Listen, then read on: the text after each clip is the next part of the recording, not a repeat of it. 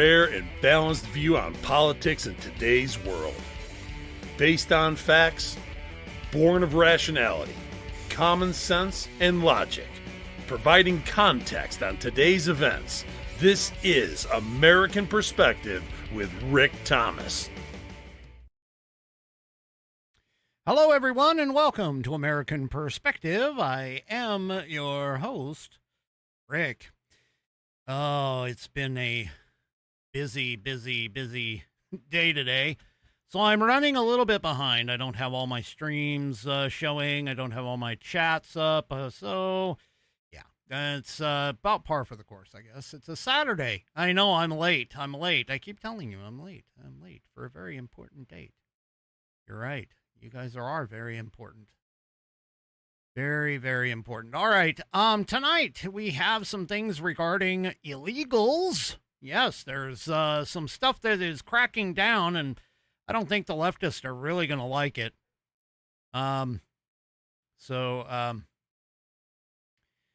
Anyway. Yes, I am late. I know. I'm trying really hard not to be. I promise.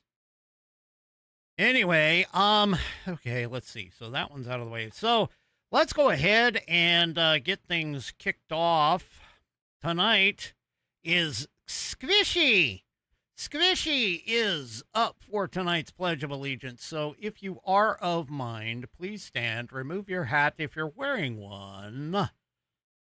Like me, place your hand over your heart and follow along with Squishy as she recites the Pledge of Allegiance.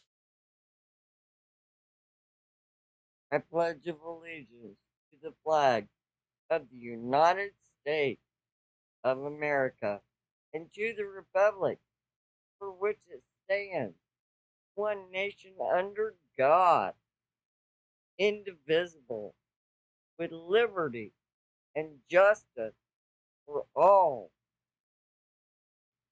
All right, and I thank you, Squishy, for that wonderful rendition of the pledge.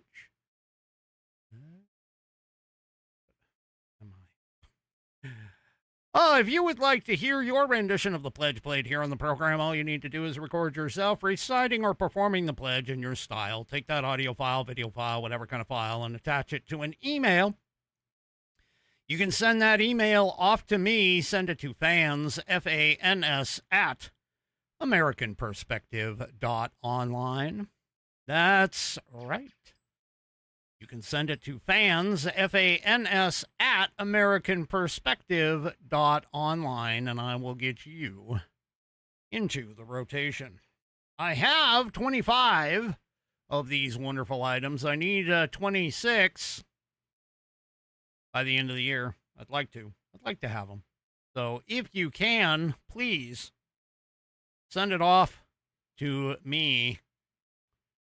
And if you use your phone, if you haven't already, obviously, if you use your phone, you can utilize the share option. That's the S-H-A-R-E option to get it sent directly to me. And all right. And I will get you into the rotation as quickly as possible. Of course, you share it to fans, F-A-N-S, at AmericanPerspective.online. And so there you go. I need to shave. Okay. No, I don't. No, I don't. I don't want to shave, man. You know, I'm getting older, so I'm at a point where I'm just like, yeah, I don't really care. I don't really care about shaving. Anyway, maybe I will someday. Once the wife says I have to, then of course it becomes, Mrs. Whiskey, let me tell you. There we go. Oh, come on. It's the weekend. Let me do it on the weekend. Anyway. Yeah, I know, you're right. And I can't grow this part here as much as I want, because one of my goals is, wow, we're off the tracks already. One of my goals is to be Santa Claus for Christmas. I want to be Santa Claus. And my thing is, you know, if I'm going to do that, I kind of got to grow in the beard. Well, I got some of the white hair, not a lot of it, but some of the white hair. But yeah, it's right in here that I'm having, you know, challenges. See here. Anyway, that's enough of that. You've taken me off the rails again, Bonnie. Oh, Bonnie takes me off the rails all the time. Of course, she is the matriarch of the Whiskey Warrior P1, so yeah. All right, let's go ahead and let's talk about tonight's drink of choice. Since we're already off the rails, might as well just keep going. Here we go right here. Is the Four Roses. That's the selection for tonight. Four Roses single barrel in the wonderful Whiskey Warrior P1 provided twin. Well, not really a twin, but close enough. The glass, this is, you can barely see it, but it's the American Perspective logo on there. That is the fantastic gift. I got two of them. I got this one, and then I got the It Takes Stones to Drink with Whiskey. Both of them were graciously provided by my Whiskey Warrior P1s. There's the stones in the bottom of the glass. You can see them. They're always there. So, all right. Here we go. Requisite first sip, of course. Smooth.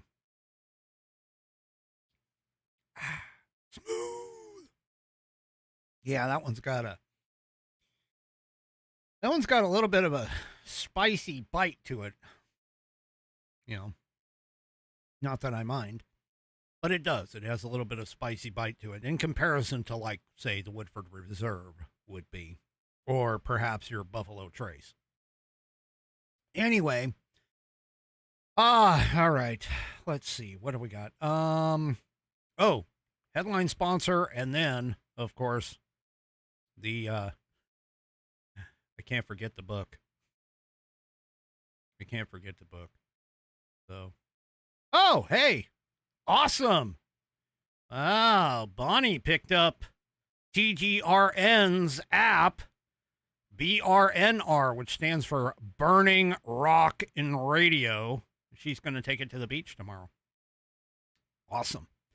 That is fantastic. That's another sponsor of the show, is the True Grit Roots Network. They have both the Burning Rock and Radio, which is like 60s, 70s, 80s, 90s, early 2000s rock. Believe me, I was rocking it out while I was outside doing all the yard work. I was rocking it out. I don't think I've had that much fun doing yard work in some time. I was listening in the ears. So, yeah.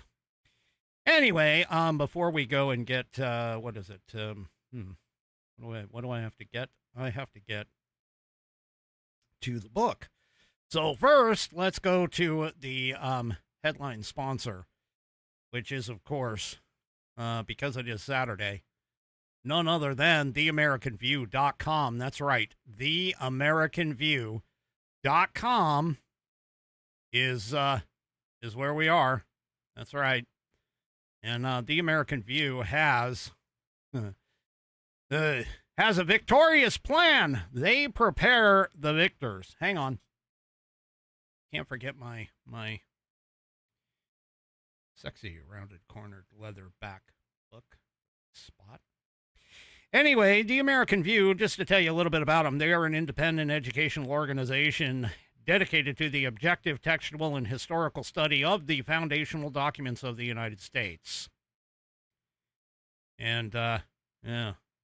They use a rigorous primary source methodology. Their mission is to examine the original context, personal correspondence, legal framework, and Judeo-Christian, that's right, Judeo-Christian philosophical traditions that guided the framers during the creation of the U.S. Constitution and the Bill of Rights. That's right. You can learn about that in their U.S. Constitution course, which I highly recommend. That's right. You can learn at your pace. It's a nationally recognized 100% online course. You can get the first lesson for free by heading over to theamericanview.com. Ooh, I don't have their tagline up here. theamericanview.com/study. That's theamericanview.com/study. And There you go. You can enter your first name, last name, and your email address. Then click this button right here where it says Get Lesson 1 for free. They'll send it right to your inbox. 12. The entire course is 12 20-minute lessons. 20-minute lessons. It's just fantastic. And once you're done with that, you can consider joining their community by being a donator or a sponsor or a member, or even better yet, leave a legacy. That's right, leave a legacy, restore the constitutional republic, and prepare the future by hosting a course in your community. You can learn how to do that by checking out their video here, how to become an instructor. Now, remember, the American View used to be IOTC, the Institute on the Constitution. They changed names at the beginning of the year. And once you're done with figuring out the 3 simple steps that it takes to become an instructor, you can also go and check out the 5 tips for a successful class. That's right. And you can go and purchase their instructor kit to help you along. Now, the instructor kit, seriously, it's detailed instructions for every single lesson. It's got all kinds of information and things ready for you. They are not going to leave you hanging, people. They are not going to leave you hanging. And so if you go and pick these up, man, I'm telling you, it's a structured approach, teaching the Constitution, the Bill of Rights, dispelling the myths perpetuated by the idiots left, by the idiots on the left and the mainstream media. Things like this whole separation of church and state means that our government can't be influenced by religion. It is a bunch of crap. That's just one that I can think of right off the top of my head. But you should go and grab the instructor kit and check it out. You can get that by heading over to their shop. And once you get to their shop, you can see here's the U.S. Constitution course. It's all the way over here on the left. It's the first one on the page, and then they have other educational resources. They've got all kinds of educational resources. I'm telling you, you really gotta check this out. Go to Self-Evident Apparel. Self-Evident is their parent company, I guess is the best way to describe it. You can pick up all the instructor materials for not only the Constitution course, but any of their other classes. They have classes for state constitutions, too. I mean, seriously, you should go and check it out. They have information on all of that. But if you go all the way over here to the right on this page, you get to the Legacy Library. That is my personal favorite place to go, man. They have got all kinds of leather products. I love my leather. Yeah, you can pick up the Declaration of Independence, Bill of Rights, Magna Carta, U.S. Constitutions. Those are all wall hangings. There's 7 of them there. Oh, and if you want to talk about salivation, I have been salivating all of those 7 for quite some time. I want to put them into like a, sealed, hermetically sealed painting frames to protect them. But it's basically what it is they're printed on the leather. It's printed directly on the leather. Man. Ooh. But I'll settle. I'll settle for the best thing out of that. Now, by the way, they also have a leather pocket gospel set. There's 4 gospels that are exactly, I mean, they look like the leather Constitution book. So you can pick up the leather gospel set too as a part of it. But here's my woohoo. Here we go. Pocket Constitution, Saddleback, leather bound. It is a fantastic resource material. Let me tell you, it has 60 rounded corners.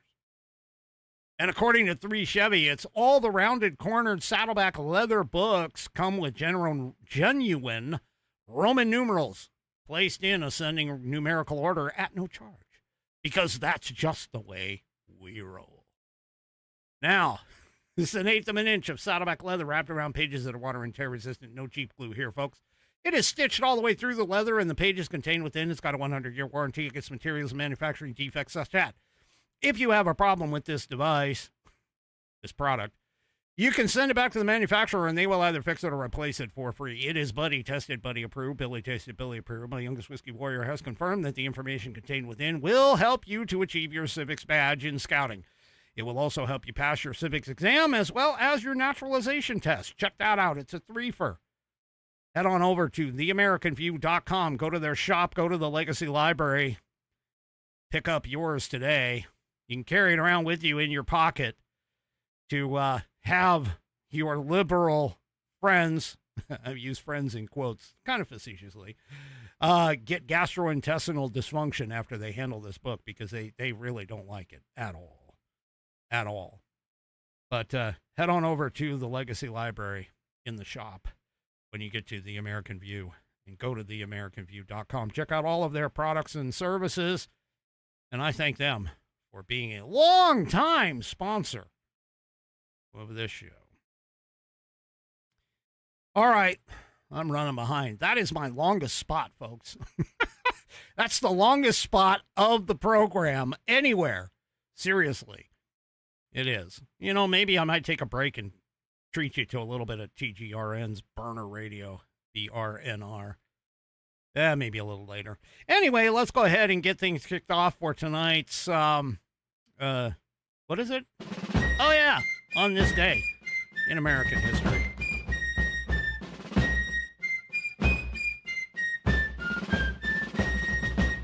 And, of course, for On This Day in American History, we read from the American Patriots Almanac, written by William J. Bennett and John T. Cribb, chock full of all kinds of information and factoids about about this wonderful country that we call home. David Cheney over on Facebook says it's also proven to ramp up the liberals' TDS. That stands for Trump Derangement Syndrome, by the way. And believe me, they got a lot of it. Whew. Anyway, let's talk about how they dug the Panama Canal tonight. All right. From the day the U.S. started digging the Panama Canal in 1904, doubters scoffed. To link the Atlantic and Pacific would mean digging across 50 miles of rugged hills and hot, suffocating jungle. In the late 19th century, the French, they tried it. And like the French always do, they failed. Teddy Roosevelt didn't care. He sent engineers to the isthmus. With instructions to make dirt fly. Thousands of men went to work digging, blasting, dredging. They fought floods, mudslides, and yellow fever. Red tape and logistical problems threatened to stymie the project. Then the chief engineer, I should say, quit. Probably out of sheer exhaustion. And Roosevelt had to find someone else to see the canal through. He resolved to get men who will stay on the job until I get tired of having them there, or till I say they may abandon it. I shall turn it over to the Army. That's right. Turn it over to the Army. In 1907, he appointed Colonel George Washington Goethals, Goethals, I probably mispronounced it, as the canal's new chief engineer. A master at organizing, Goethals set to work an army of civilians and soldiers, numbering as many as 57,000 men. They dug out more than 200 million cubic yards of earth, constructed a dam to create a lake, and designed huge locks operated by giant electric motors that were manufactured by a brand new company back then called General Electric. They've been around for a while, man. 1907. Anyway, every week, it seemed, brought a setback. One explosion killed 23 men. One mudslide lasted 10 days. Uh-oh. With every adversity, the naysayers predicted failure. Goethals said nothing in return. He just kept working year after year. One staff member asks, "Aren't you going to answer your critics?" "In time," said the chief engineer. "How?" the man asked. "With the canal."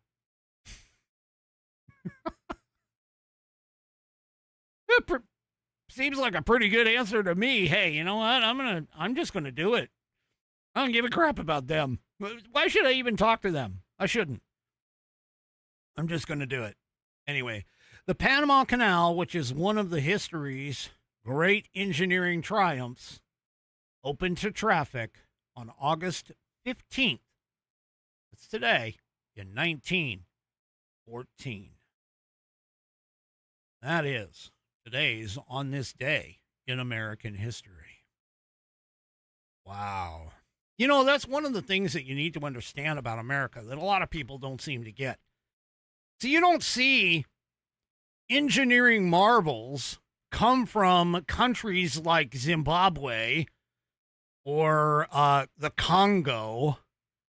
I'm picking on Africa, or, you know, down in Brazil or any of those places. You don't see engineering marvels that were undertaken by essentially since the 1850s by people who just basically said pretty much that, well, nobody told me I couldn't do it. And they went ahead and did it anyway. I mean, we're talking like massive skyscrapers, massive bridges, all kinds of technology. I mean, the television was created in America. That was handed over to the Japanese to mass produce it. The internet, hey, what we're on right now, man. The internet, right here. That's right. All of these massive functions, massive things that have come along and made our lives better have all been, for the most part, inspired by American ingenuity and strength and persistence. And just plain simple, we don't take the word no very well. Yeah, you know, hey, we're back-to-back to World War champions. I mean, we tried to stay out of both of them. We didn't want anything to do with Europe being in this war. We were like, yeah, you know, we really don't want to get involved. I mean, we'll help you from a, you know, logistical and supply standpoint at first, but then all of a sudden our allies were starting to get their butts whipped, and we were just like, okay, fine, we're done, and we went and entered the war. Or in the case of World War II, we got bombed by the Japanese, and then it was like, you guys are stupid, but hey, we're there. Actually, I think the same thing happened in the in World War I. Wasn't it like I'm trying to remember, wasn't it like a boiler on a ship was sabotaged and blew up or something? Yeah, well, I can't remember the exact details. I'd have to go back and look.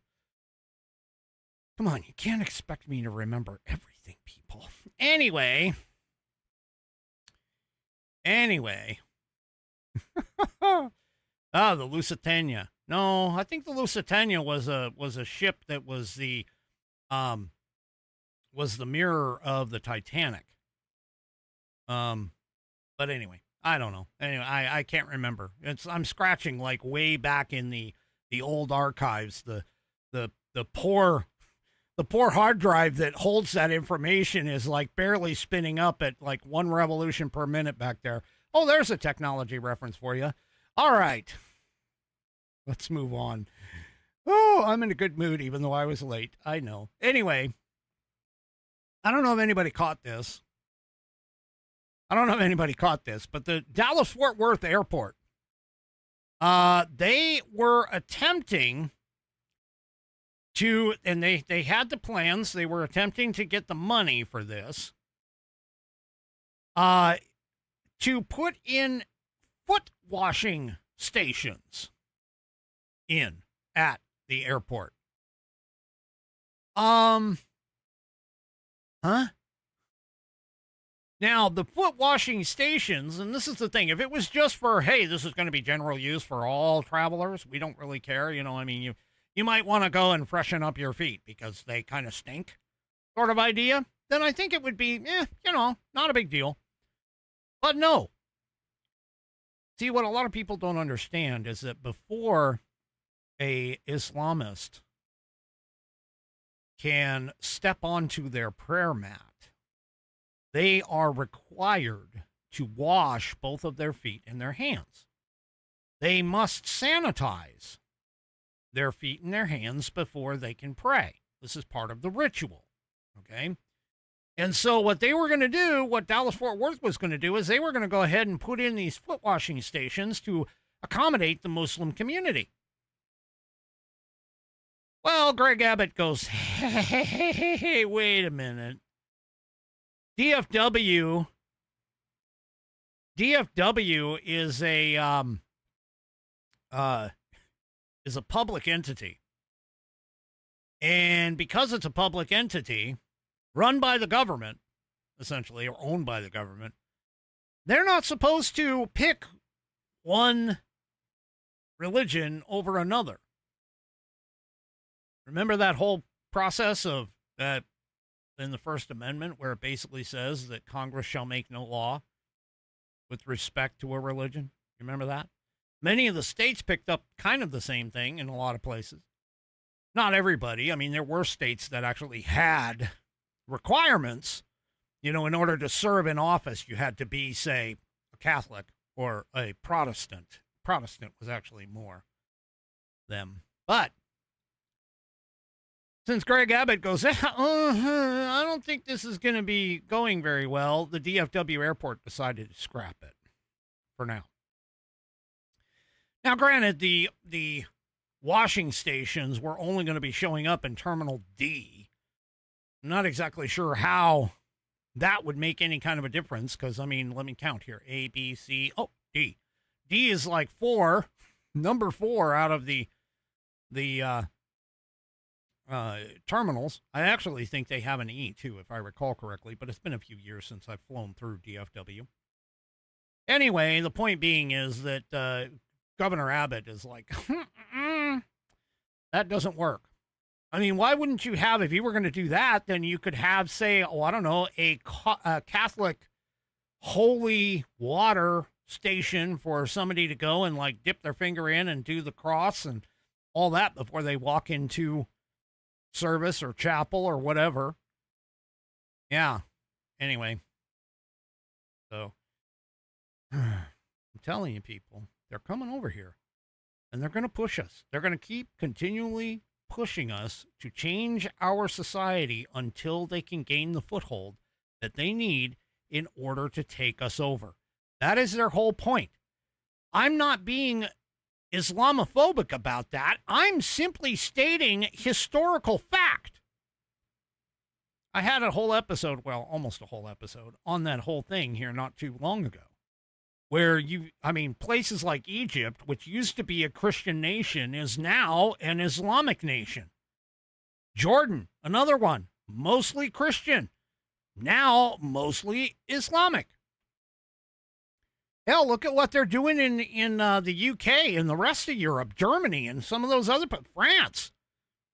I mean, the Germans, my wife was telling me this morning, the German police are actually trying to crack down on the Palestinian protests that are going on over there right now.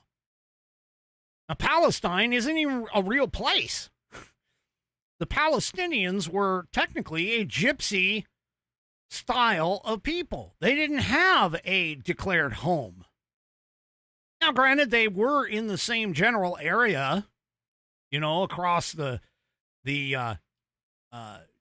where Jerusalem and Samaria and Judea and all of that, they were in those areas, but they didn't claim hold to the land. They were just gypsies.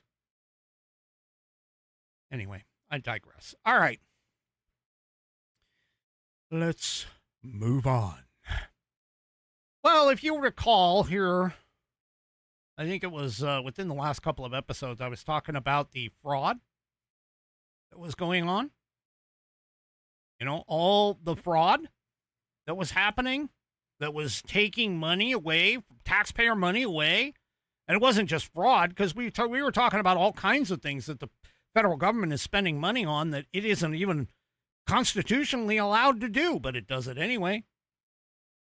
Well, a mayor in Lawrence, Massachusetts, has now been charged with fraudulently obtaining $1.5 million in those COVID loans. You remember those COVID loans? You know, all of the PPP loans and all the loans that were coming out of the Biden administration, because what they were doing is they were basically saying, hey, you're going to be shut down. We got to shut down your businesses. But my God, we can't let our businesses fail, because if they do, then, we won't have an economy.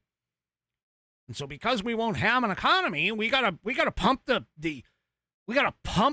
economy full of money. We're going to just print and send the money in. And then all of a sudden, we ended up at almost 10% inflation, meaning that your dollar was 10% less than it was a year ago.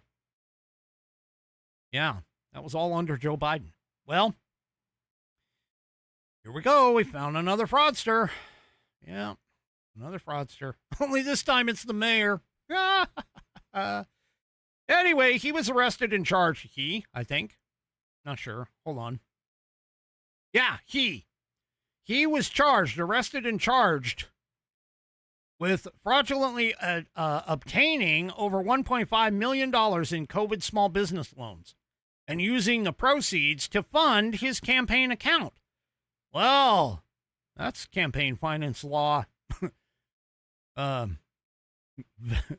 violations, if I've ever heard one.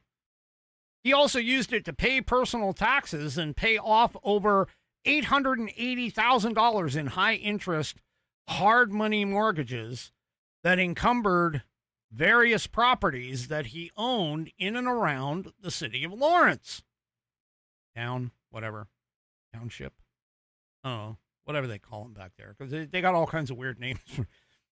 People back east have got like all kinds of weird names for what it is. Here in the West, we're just like, yeah, it's a city or it's a town until it comes to some level of population. Then it becomes a city. And then after that, it becomes a metropolis or something. Anyway, back to this. He previously served on the Lawrence City Council from 2016 until 2021. He became mayor in November of 2021 and was reelected again in November of 2025. He's 61 years old, and he's charged with 1 count of wire fraud and 1 count of money laundering. Court documents say that in 2020 and in 2021, he applied for economic injury disaster loans for a couple of his businesses. One of them was Tenares Tire Services, Inc., a tire sales and automotive services business that he owned. During COVID-19, the Small Business Administration offered taxpayer-funded EIDLs to eligible small businesses experiencing substantial, I should say, financial disruptions due to the pandemic. And see, this is where the left kind of gets this idea that, hey, the federal government, they're just there to bail you out. It's up in the freaking Constitution. Where in the hell in Article 1, Section 8 does it say that the federal government needs to bail out businesses? For those of you that don't know, it doesn't say that. In fact, there's not even a single... Out of the 18 individual items that are listed in Article 1, Section 8, 6 of which go directly to national defense, the rest, the other 12, they don't say anything about that. They don't say anything about that at all. God. These people. I'm just saying. Anyway. The interest rate on the EIDLs was 3.75%, and the loan use was limited to specific things. A business could only use an EIDL proceed as working capital to alleviate economic injury caused by the COVID-19 pandemic. Working capital did not include funding a political campaign, paying personal taxes, or paying off mortgages. Gee, and what did the guy do? He used them for that. Oh, no wonder he's being arrested. Anyway, Ay, ay, ay. These people. And, you know, the left talked about, oh, all of the Republicans who did this, PPP, all this stuff. Yeah, okay. Whatever, it was across the board, people. I'm not saying that any of the Republicans shouldn't go down for that same kind of thing. They absolutely should. But if you're going to sit here and, you know, complain about one side, you got to complain about both. Remember, you got skeletons in your own closet first. Anyway, Three Chevy says the U.S. Constitution has tantrum-resistant leather stitching. Yeah, I'm not looking to tear it apart, but boy, seriously, if you ever get one of these, you should feel the paper in here. It is water and tear resistant. I'm telling you, it's some really thick stuff. If you were to hand this over to a liberal and they tried to tear it apart, that would be interesting. I don't know if I'd want to spend $20 just to watch that, but okay, whatever. Would certainly be fun to see them try. Of course, most of those soy boys probably couldn't even get the cover open. Anyway. All right. Whew. Well, the Ninth Circuit Court, one of the most overturned courts in history, actually did it right this time. They actually ruled that the Trump administration may direct the DOJ to go ahead and investigate gender-affirming care providers. Oh, well, this has to deal with something here in Washington State. Surprise, surprise. So a federal appeals court on August 14th, yesterday, revived a Department of Justice subpoena seeking information from a Washington State provider of so-called transgender health care to minors, which a lower court blocked as politically motivated. Oh, yeah. Yeah. Oh, this is politically motivated. We're going to, judicial-wise, we're going to go ahead and block it. Yeah, you can't block that. Give me a break. The federal government has the capability to audit, investigate. You can't tell. Come on. Seriously, a district court judge, a lower court judge created by the Constitution is going to tell the constitutionally built elected or executive branch that, no, you can't investigate here. Many of my Whiskey Warrior P1s already know that the lower courts do not have the power constitutionally. They do not have the power to block the federal government, in particular the executive branch, and especially if they're doing like nationwide injunctions, like saying, hey, this is happening in our district, so we're just going to make it a blanket injunction across the entire country. No, they do not have that power. There is not a single mention in the Constitution that any of the lower courts are going to have that power. In fact, believe it or not, judicial review by itself doesn't even show up in the Constitution. And even if it did, there'd be only one court that could do it, known as the Supreme Court. Because the thing about that a lot of people don't seem to understand is Congress, which created the lower court system, constitutionally speaking, created the lower court system, does not have the power to just whip up something that it itself does not have and hand it over to somebody. They don't have that ability. They can't just magically pull out of the air or out of their orifice on their rear end something that does not exist as a power to them and then hand it off to somebody else. They can't do that. The only court that has the ability to block nationwide stuff is the Supreme Court. It's a no-brainer.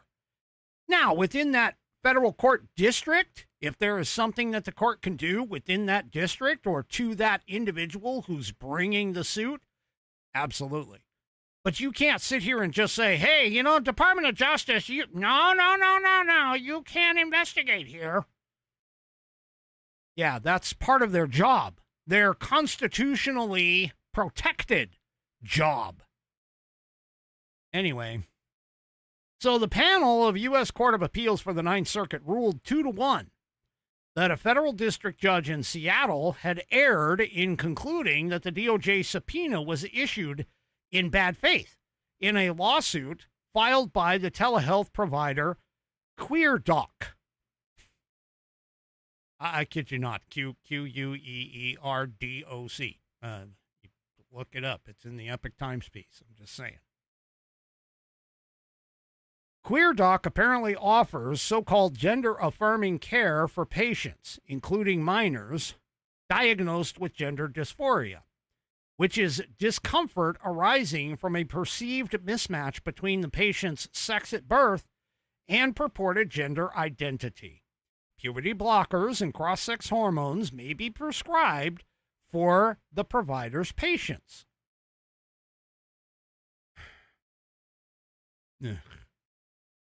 Anyway, the panel opinion noted that in January of 2025, President Trump signed Executive Order 14068, which said that the United States recognized only two sexes, male and female, and that these sexes are not changeable. He also signed Executive Order 14087, which said that the federal government would not fund, sponsor, promote, assist, or support the so-called transition of a child from one sex to another. Hey, question, really quick. Yo, people, what's wrong with that executive order? Hello, McFly. Yeah, what's wrong with that executive order? I guarantee you cannot find the requirement of the federal government to fund sex change operations or any kind of health care, by the way, in this little book. This is why I'm telling you, you got to go and get this so you can carry this around. You can know it like the back of your hand. Anyway, again, Article 1, Section 8. Woohoo! 18 specific enumerated items that were set up specifically for the federal government to handle. Everything else is a state issue or the people. That's the 10th Amendment. I'm getting frustrated over this. I was in a good mood. Now you guys are making me hot. Ooh. Anyway. No, not you guys. I'm just kidding. All right. Well, let's move on from that. Here's another judge. That, this one actually did the right thing. This is another thing that's really frustrating. So, the whole idea of the temporary protected status is literally in the first word of that, well, if you want to call the acronym TPS, it's literally the representation in the acronym of the first word, which is temporary, meaning not permanent. Okay? So a federal judge in Massachusetts made the correct call here by saying, well, the Trump administration has the right, the legal ability to strip temporary protected status from a little over 1,000 Somalis who are living in the United States. And this was decided yesterday. There's this wonderful thing that we have now. We're talking about innovation and technology earlier. And there's this wonderful thing that we have now. It's called AI, artificial intelligence. Or even better yet, just call it the search engine on this thing known as the interwebs or the internet, however you want to call it. All right. There's a simple thing that you can do. All you have to do is just press a few keystrokes and you'll be able to find the reality of the situation, generally speaking. Not saying that these things are always correct. However, it is correct here. I asked the question, can the president end temporary protected status at will? Well, now, for those of you that like use Chat GPT or, Google's AI or whatever, I'm just going to tell you, Leo AI from Brave, Leo, Leo. It's basically because their logo is a lion. Leo AI, I have found to be one of the more accurate, not saying it's always right, but one of the more accurate places to go. So if you go to Leo AI or just go to brave.com and then pick up Leo AI, you'll be able to get like real information for the most part. Here, you can see it on the screen. Yes, the president can effectively end temporary protected status designations at will. Following a June 25th, 2026 Supreme Court ruling under Mullen v. Doe, the 6-3 decision granted the Department of Homeland Security Secretary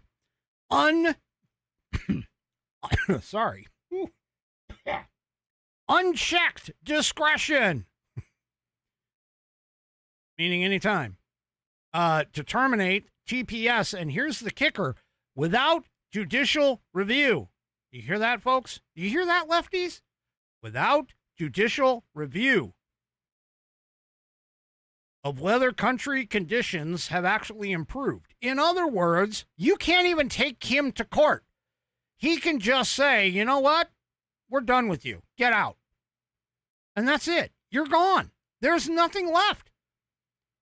Hey, it's no different than if you have a guest come over to your house and they start eating you out of house and home and you look at them and you go, dude, you haven't contributed a single thing. You haven't cleaned anything up. You haven't paid me any rent. You haven't paid me any money for food. You haven't done anything for us. You're out of here. Well, here's the thing. This is actually the law. And you can go and look it up. I mean, it doesn't take much. I'm telling you, like 30 seconds. 30 seconds. On any sort of search engine, and you could probably find it. I personally like Cornell Law as my search site for all of that. Cornell Law. But you go and take a look, and man, you can find it. It doesn't take much. Doesn't take much at all. See, the legal precedent and scope, according to the Supreme Court's most recent decision on this in Mullen v. Doe, the court held that the TPS statute's judicial review bar. Well, you know what that means? That means that it's written in the law that the judicial branch can't get involved here. So Congress actually told the judicial, hey, guess what? You guys don't have the authority. Bye. When they wrote the law. I continue.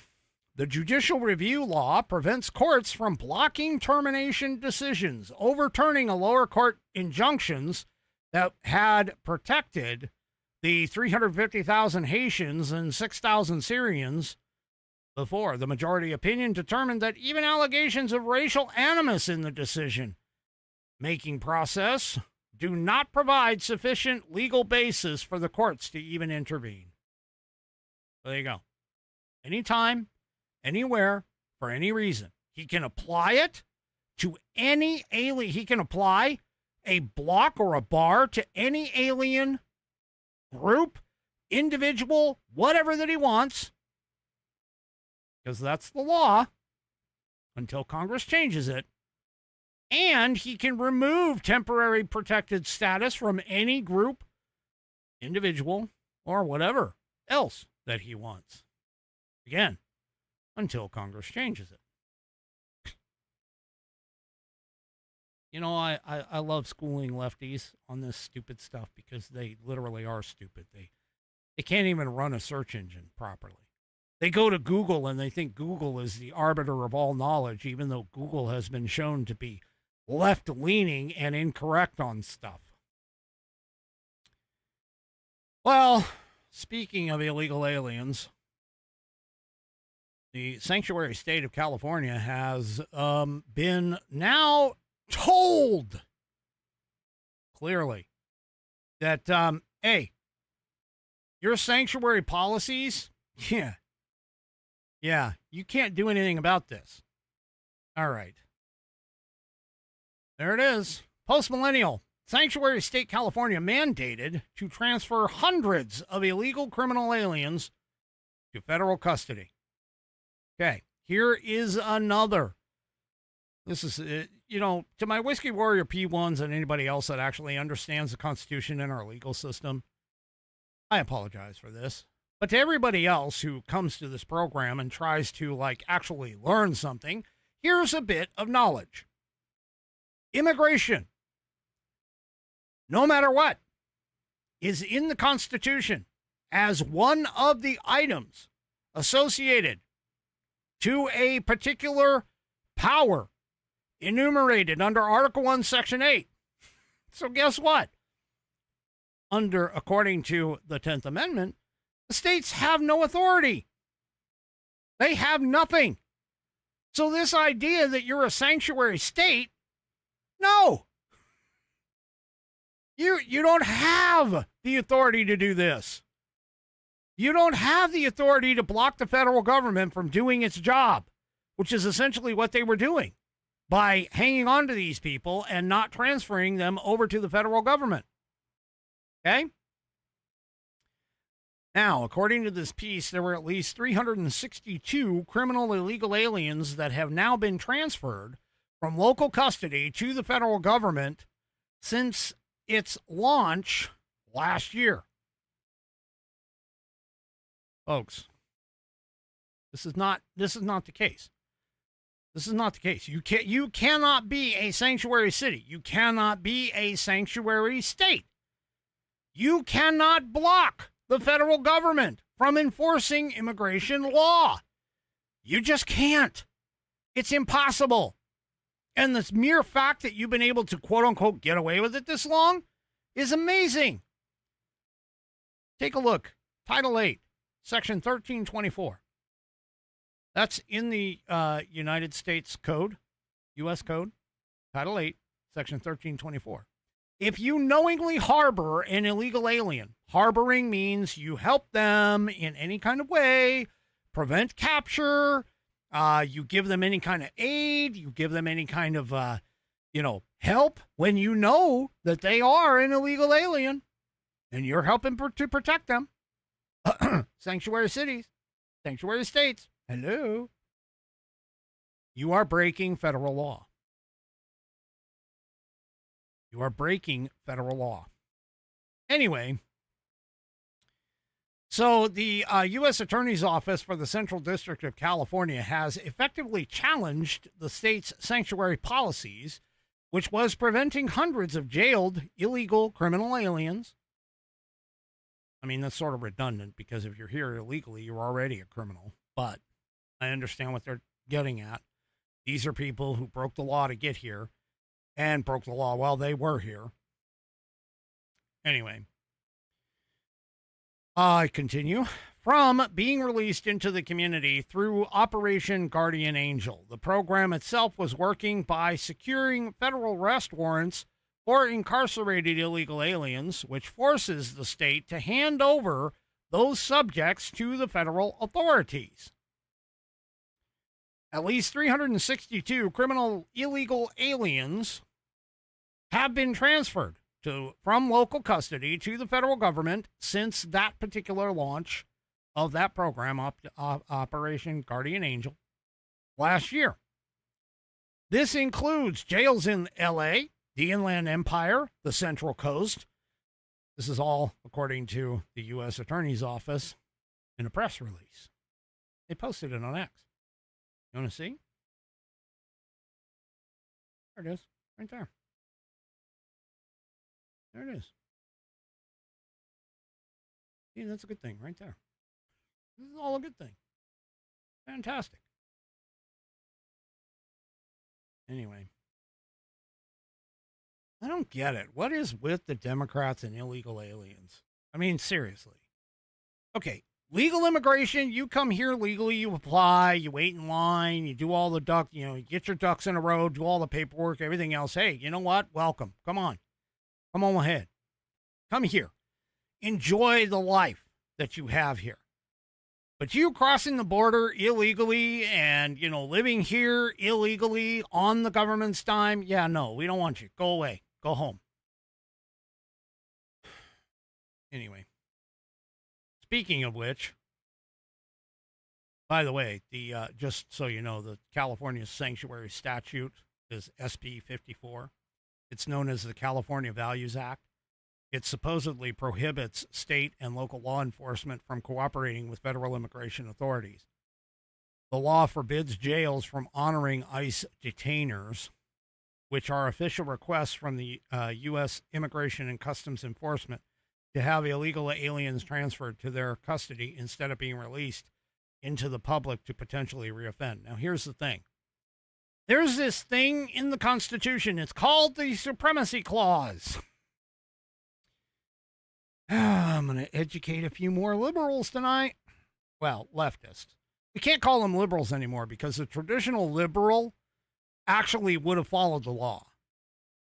Anyway, leftists tonight.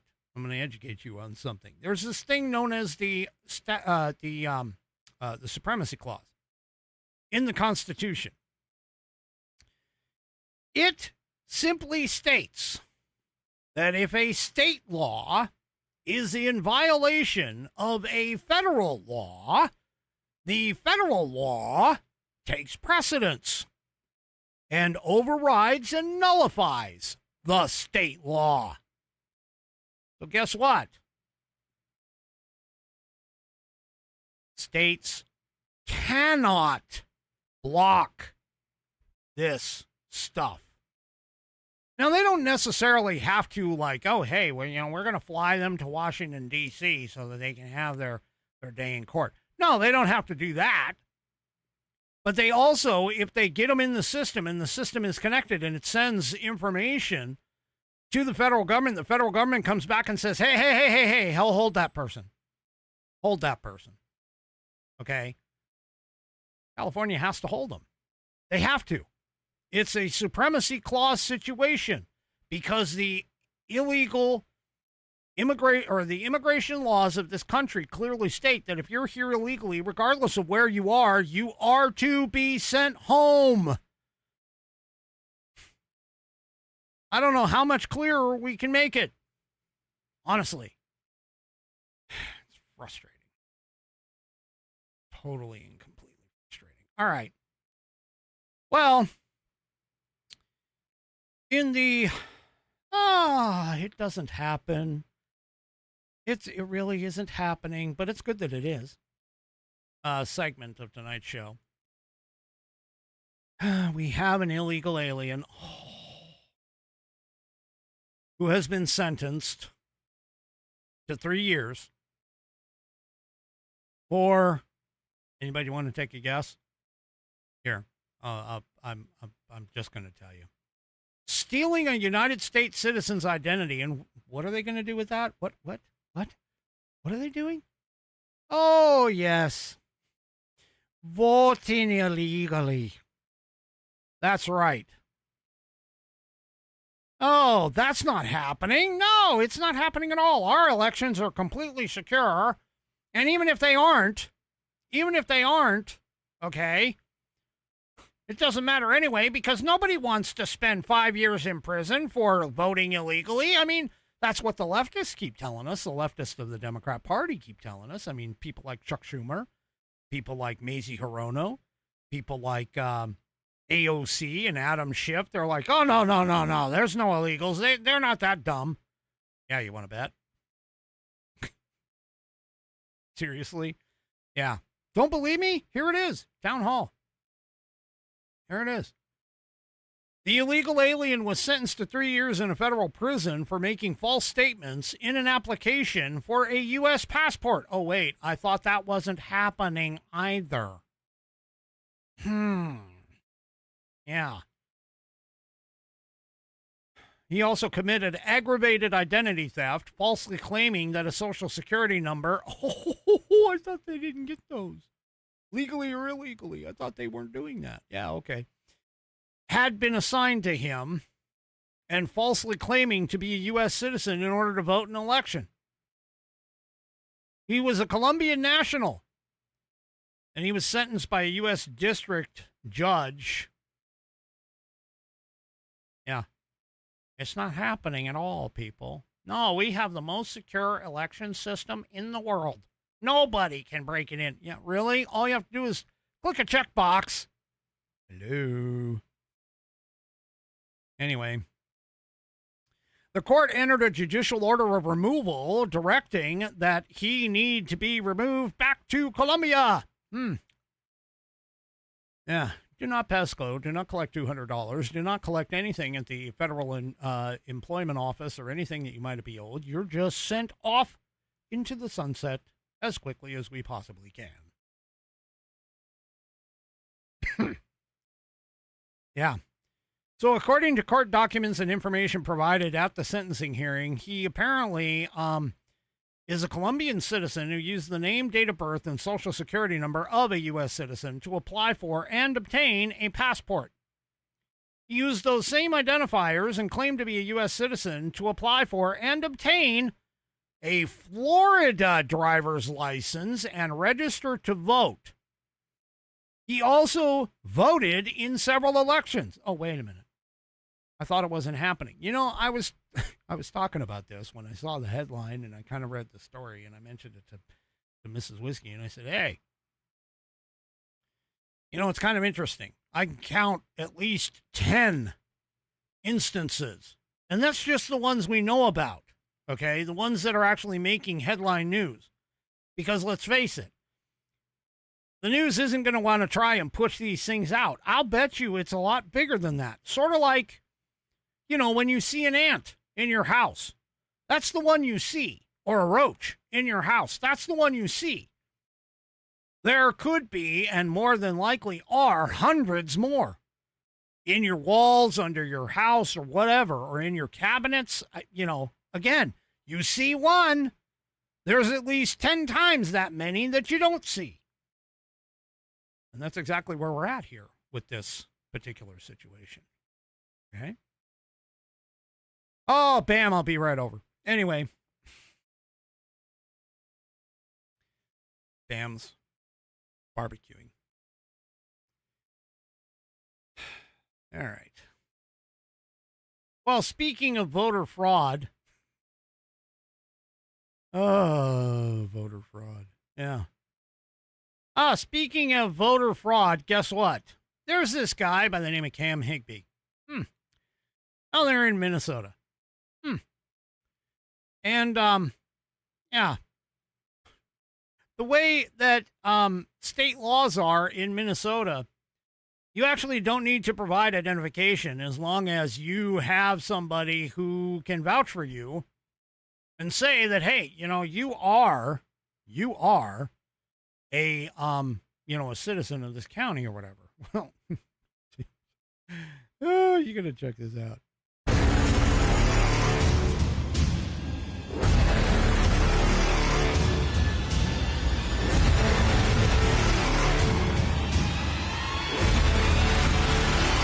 I'll tell you about it here in a minute.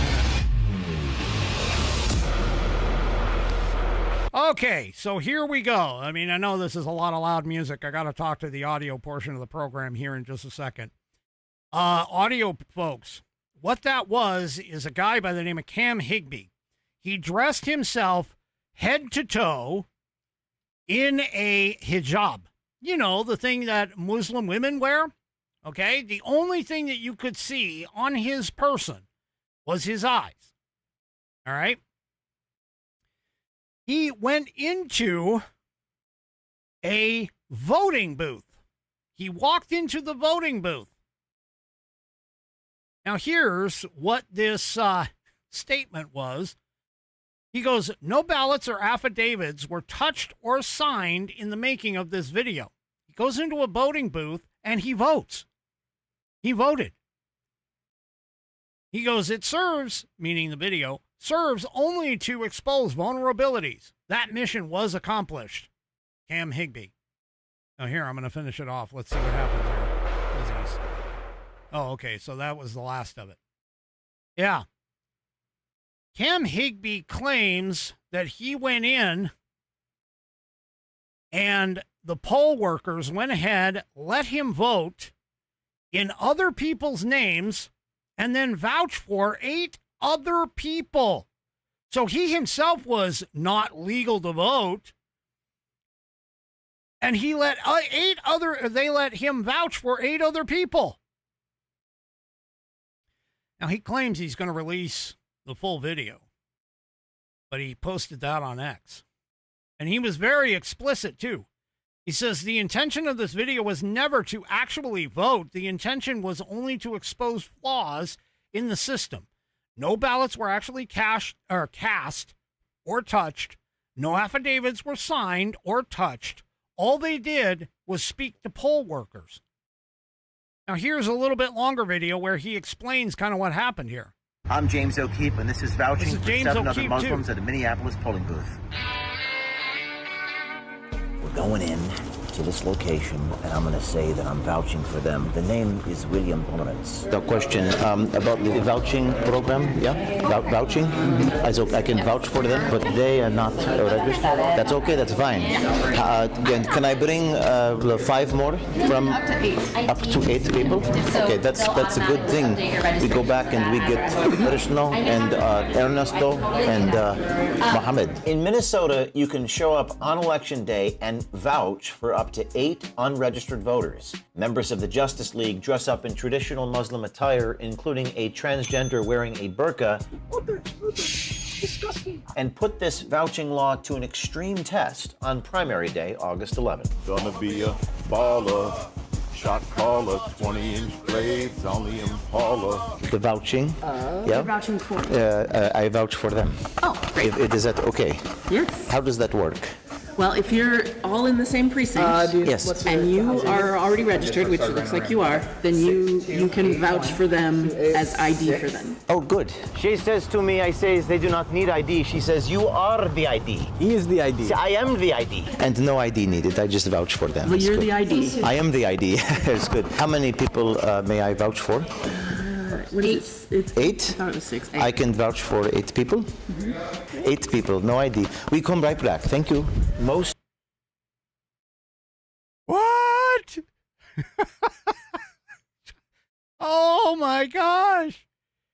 Oh yeah, but our voting is just like totally and 100% secure. Oh yeah, no, we've never had any problems. Oh my gosh. Now that video, by the way, it continues for like another, 15 minutes. 10, 15 minutes. And you wonder why the Save ID Act is so much need. Oh God, there's so much needed. Yeah. Oh, by the way, in case anybody didn't know, you need an ID in Minnesota in order to actually get a freaking fishing license. So Minnesota thinks that a fishing license is much more important than voting, in terms of ensuring who the person is that's voting. You know, I love James O'Keefe and how he does these things. It's just so cool. Anyway, yeah. I don't know what else to really say. I mean, I can't even, I can't. And you know what's even worse about this entire thing, too, is the fact that the leftists will sit there and protect those illegal aliens or anybody. I mean, think about this. Oh, I'm an illegal alien. All I got to do is find somebody who actually is registered to vote, have them use a name that is a registered name, which, by the way, a lot of stuff is potentially public information. Whether or not you're registered to vote or not, yeah, you could probably get that fairly easily. Now, how you vote, that's protected.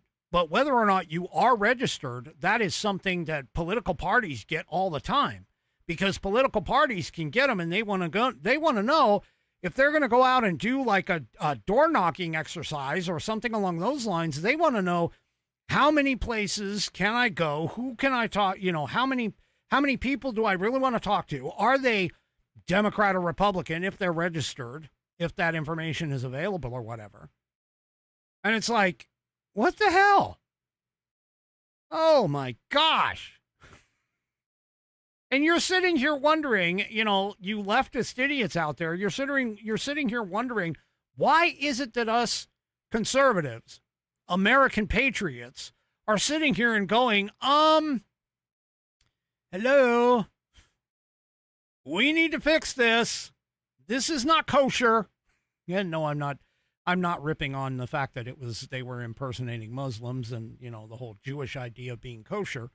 I'm not doing that, but this isn't cool. This isn't allowed. I mean, oh my God, I just can't. And they sit there and they complain about the fact, oh, no, our elections are 100% secure. You don't have to worry about that. Mm-hmm. Sure they are. Sure they are. Well, it's even worse when you have people, government, state government, that are buying all in. I mean, it was bad enough that they have those sanctuary states, but it's even worse when the state government is standing up against the federal government, or somebody who isn't even a citizen, who doesn't even live here, who is also causing problems on the road. And I'm not talking about an individual itself, an individual themselves who is causing a problem on the road. A group of individuals known as illegal alien drivers. You know, the people who come here, gain a CDL, a commercial driver's license. Many of them can't even pass reading in English. One of the simplest books I think ever built, Theodore G. Geisels. I think it's G. Anyway, Theodore Geisels, meaning Dr. Seuss, The Cat in the Hat. And you hand them that book and you say, hey, can you read this in English? And they look at it and they can't read a single thing. But they have a CDL driver's license. And as you've seen across the country, there are these people who are causing accidents, major accidents, killing people on the roads because of their lack of ability to read a sign in English in America, where you're driving commercially. Well, 21 states and the District of Columbia have decided to sue the Trump administration in order to protect illegal alien drivers. That's right. That's right.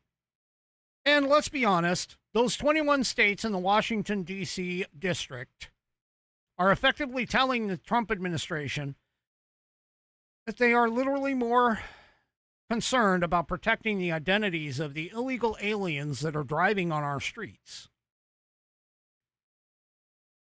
than keeping America's drivers safe on the roads. Honestly, that's the only conclusion that anybody can give. Just like, you know, people like Pramila Jayapal, one of our representatives, fine representative. No, down in Seattle, she's a complete, utter stupid moron who keeps touting and saying that, oh, we need to abolish ICE. We need to protect the illegal aliens. These people need to be here. These are immigrants. Yeah. Yeah. Getting so frustrated with these people. Anyway, there were 2 lawsuits that were filed this Thursday that challenged the federal demands for the commercial driver's license information system and records containing drivers' names, dates of birth, license numbers, and social security numbers. Now, keep in mind, there are already hundreds of people in this system who all have the exact same name, and that it's just one name. There's different people, but they only put in like their first name. There's no last name. There's no other identifying information other than the photo, which pretty much proves that, hey, the same person is using the same name across multiple states. Yeah. Don't you think that'd be a little bit of a question? No, these 21 states don't care. California doesn't give a shit. Washington doesn't give a shit. They're just like, hey, just give us the money, man. We'll give you a license. Anyway, yeah, so these 21 states in the court, 21 states and D.C., are suing the Department of Transportation, DOT officials, the American Association of Motor Vehicle Administrators. Wow, that's a mouthful. Over the DOT demand for the AAMVA to hand over and turn over 17 million driver records. Now, there's a separate lawsuit that has 22 states in the D.C. that's targeting the Department of Homeland Security to making an identical demand of the AAMVA. Both lawsuits were filed on August 13th in the U.S. District Court of the Eastern District of Virginia. Now, Transportation Secretary Duffy, of course, blasted this, and he posted a video. I'm not exactly sure what the video says, but hey, I like video on this program, so let's go ahead and do that. Take a listen. Breaking late today, nearly 24 Democrat attorneys general, led by Tish James of New York, filed major lawsuits against the DOT and DHS, all because the Trump administration is demanding transparency. Oh, wait, Tish James. Oh, there's why. She's a brilliant person, I'm gonna tell you. It's demanding the creation of and full access to a nationwide CDL database. This means the personal info of 17 million drivers to verify who's driving semis on our highways. These are weapons. And if the states don't turn over the information, well, millions in federal funding could be cut off. Here to tell us more, Secretary of Transportation Sean Duffy. Mr. Secretary, those videos are terrifying. I mean, these individuals, they can't understand basic signs, can't speak English. These trucks are dangerous. We all kind of feel the difference on the highways today. At least I do. I drive a lot. What are you all doing to make sure these blue states can't wiggle out of this, especially given this new filing? So Laura, really quickly, not only do they not speak English, many of them went to a sham driving school. So many of them aren't qualified. They don't have the skills and the knowledge to operate an 80,000-pound big rig on American roads. And so the DOT, we are entitled to get all of the DMV files from all of the states. It goes back to the 80s.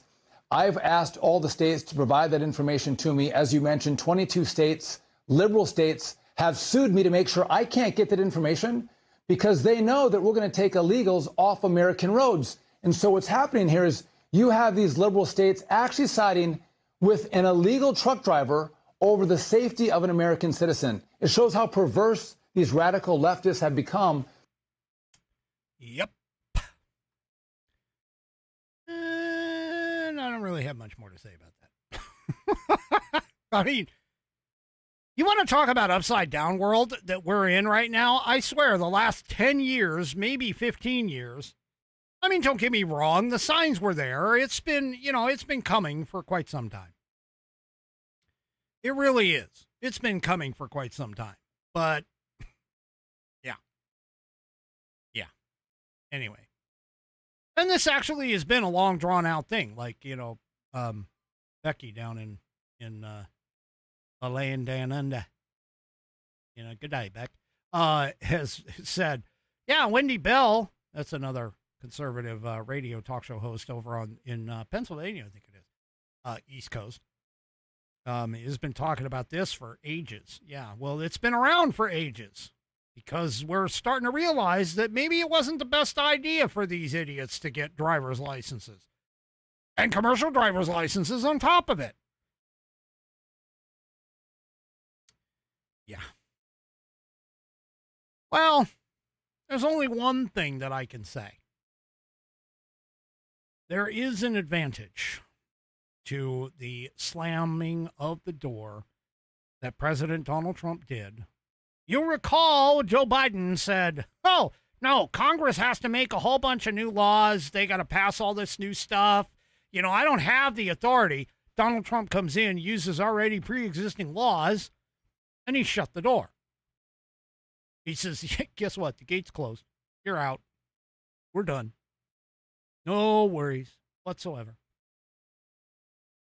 But there is one group, one individual group that is definitely taking a hit. Here in Breitbart, Feds say human smuggling profits drop significantly as Trump drastically cuts illegal information. Uh-oh, what happened here? Hang on. Oh, this little thing. Anyway, there it is. Yeah. Human smuggling. Yeah, you know those 300,000 kids or whatever it was that went missing under the Biden administration? Did you know that the Trump administration has found about half of them? Give or take. Has found about half of them that went missing?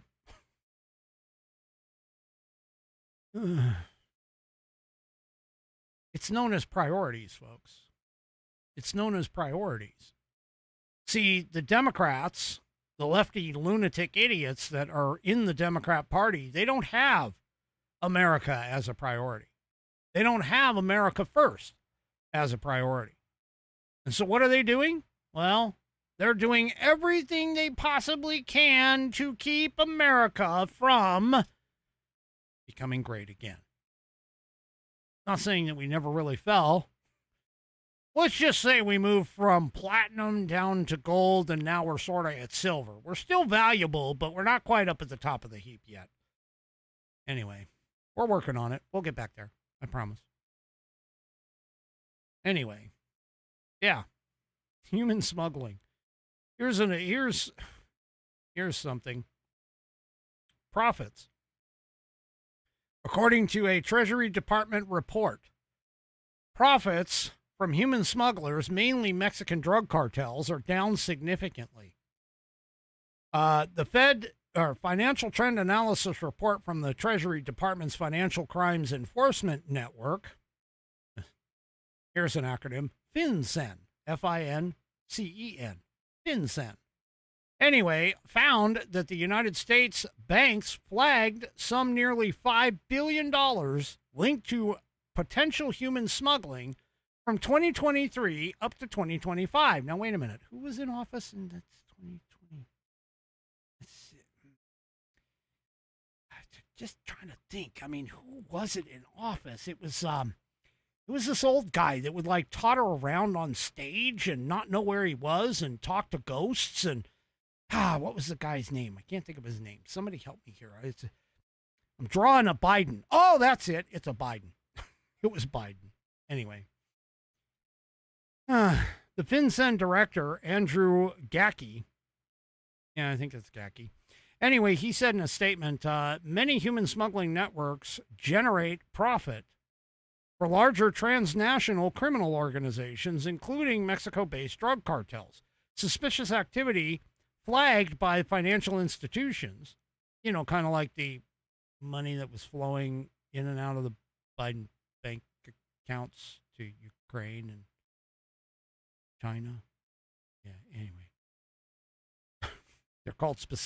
They're called suspicious activity reports, by the way, for the official name. But anyway, suspicious activity flagged by financial institutions provides critical information, and we will continue to work closely with both private sector and law enforcement to dismantle human smuggling networks and protect our borders.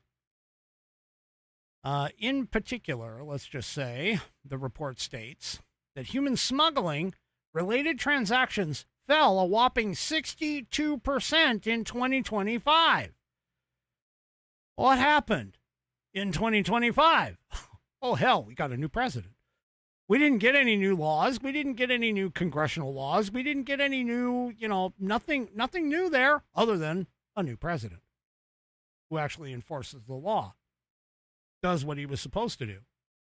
Because I seem to recall the president, the executive, that's his job, is to enforce and implement law. Woohoo. Oh, this poor book is getting really worked on tonight. Anyway, the dramatic drop in such transactions is tied to the massive decrease in illegal immigration since the start of 2025. On Thursday, the Department of Homeland Security Secretary Mark Wayne Mullen, he's the new guy, announced that the agency had released 0 illegal aliens at the southern border for 15 consecutive months. Holy crap. You mean to tell me that you start enforcing law and crap stops happening? Oh my gosh. Maybe that whole broken windows policing concept that, Rudy Giuliani did in New York,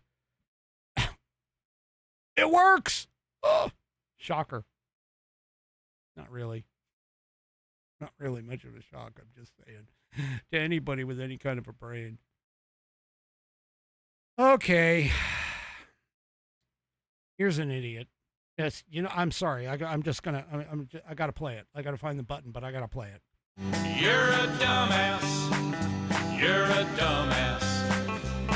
You're grade A, number 1, bona fide first class. You're a dumbass. You're a dumbass. And you'll be one all your dumbass life. That's right. Tonight's dumbass is from the Dumbass Files. How do you figure?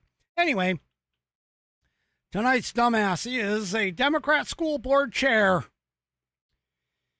Oh, check that out. He says, or I think it's a he. Anyway, is it a he? I don't know. I don't really care.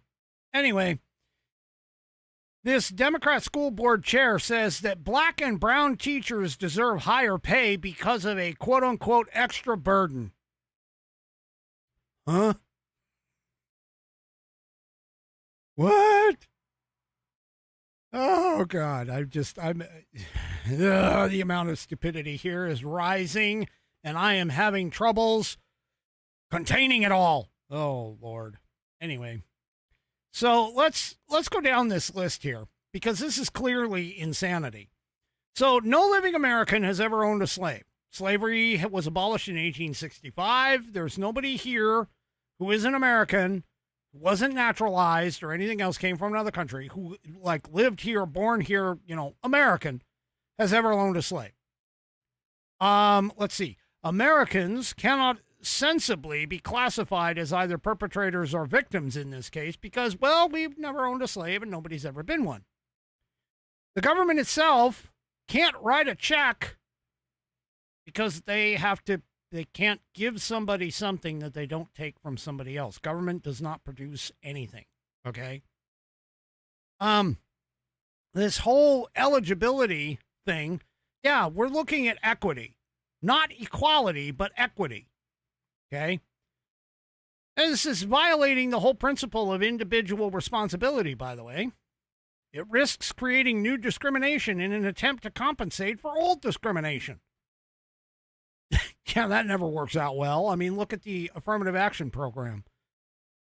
Anyway, it's more than likely going to deepen racial division rather than heal it. Anyway, so this guy or person, whoever this is, I guess it's a woman. I'm just guessing off of the name, Latoya. Anyway. Oh, it's Ms. Yagaloff. Anyway. She is in West Hartford, Connecticut. There's a surprise. She's facing some well-deserved heat after suggesting that black and brown teachers and administrators in the district should be paid more than white teachers and administrators because being a minority is an extra burden. I'm sorry. I didn't realize that extra melanin in your skin qualified as a extra heavy burden. Anyway, she apparently said this during a public meeting. Oh my God! If she gets elected again, you people are idiots up in Connecticut. I'm just saying, West Hartford. Yeah. Also, by the way, according to this report, she was decked out in cat ears. So wait a minute, is she a person or is she a cat? If she's a person, she has no right to be speaking. If she's a cat, I got a litter box in my bathroom that she can go use.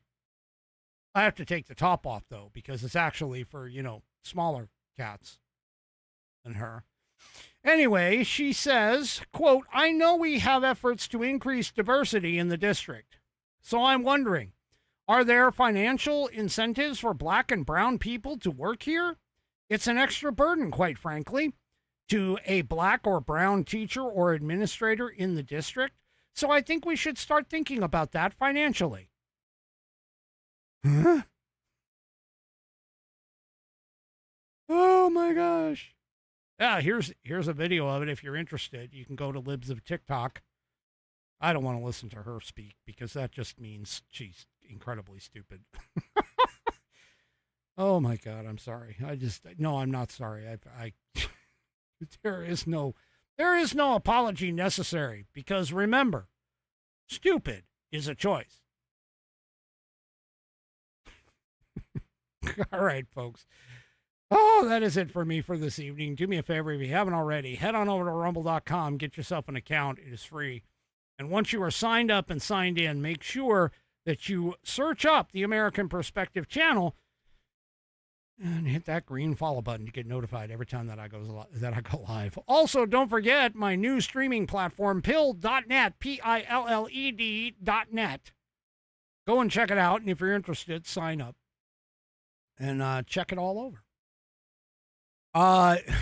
We will see you on Monday, 5 p.m. Pacific, 8 p.m. Eastern Time, right here on American Perspective. And before you take off, don't forget to give me a thumbs up, red pill, thumbs down, blue pill, or a thumb sideways or at an angle across all my platforms if you're 3 Chevy, like X, YouTube, Facebook, Pill.net, of course, and the aforementioned Rumble.